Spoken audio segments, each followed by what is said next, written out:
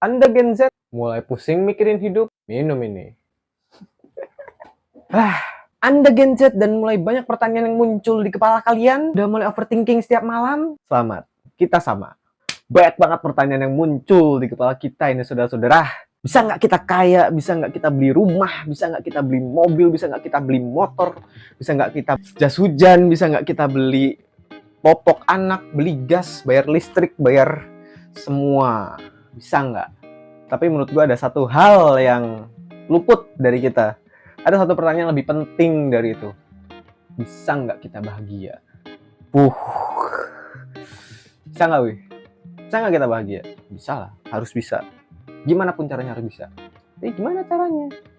Tapi sebelum itu, Bang Fahri Irwandi itu pernah bilang, di videonya pernah bilang gini, kalau kita mendefinisikan bahagia sebagai hal-hal yang sifatnya euforia atau hal-hal yang sifatnya menggebu-gebu banget gitu, ya kita cuma bakal bahagia di waktu itu doang. Abis itu ya udah. Tapi kalau kita mendefinisikan bahagia sebagai perasaan dimana kita at least nggak sedih aja, ya kita akan jauh lebih mudah untuk mempertahankan kebahagiaan kita. Dan gue bahagia sekarang. Kenapa ya? Karena gue nggak sedih. Sesimpel itu. Well ya, tapi di video ini gue nggak mau jelasin gimana caranya bahagia. Ya, gue siapa jelasin caranya bahagia gitu. Lagian bahagia tiap orang kan beda-beda. Gak bisa lah gue paksain dengan gue kasih tips-tips bahagia ala Handip gitu. Siapa? Jadi sebenarnya gue tuh cuma mau ngingetin kalau kita tuh jangan sampai disorientasi sama hal-hal yang buat kita bahagia gitu. Karena banyak fenomena dari teman-teman gue, dari banyak hal lah, yang akhirnya mereka nggak bahagia karena terlalu tinggi meletakkan standarisasi bahagia mereka gitu loh. Katakanlah gini, ada orang si A nih, dia bisa merasa bahagia kalau katakanlah rumahnya 15, mobilnya 10, motornya 16, atau gajinya di atas 20 juta gitu. Ya emang kalau misal kita belum punya rumah 15 atau gajinya belum 20 juta, kita nggak boleh bahagia? Kan nggak juga. Makanya kita tuh sering banget loh menghalangi kebahagiaan kita dengan standarisasi kita sendiri gitu loh. Jadi kita yang perumit diri kita sendiri untuk bahagia gitu. Atau jangan-jangan selama ini kita yang salah. Jangan-jangan bahagia itu bukan hal yang sifatnya euforia atau hal-hal yang sifatnya menggebu-gebu, tapi kebiasaan-kebiasaan kecil yang sering kita lakuin ya itu bahagia gitu. Sesederhana kita ngopi sama bapak, ngobrolin hal-hal receh, hal-hal ringan, itu bahagia kok.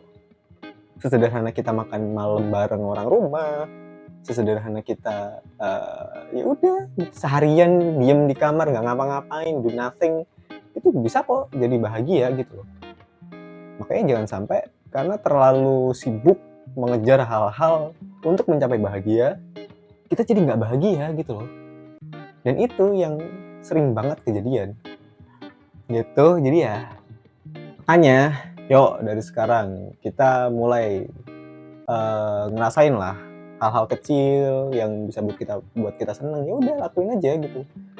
Stop meletakkan variabel bahagia pada hal-hal yang sifatnya material, karena gak akan pernah puas guys, gak akan pernah puas. Ya, kita tahu lah, kita sama-sama tahu lah gimana tabiat manusia ya. Ayolah, mulai dari hal kecil, kita rasain aja. Kalau misalnya itu buat kita seneng, ya udah lakuin. Jadi kita akan jauh lebih mudah untuk rasa bahagia.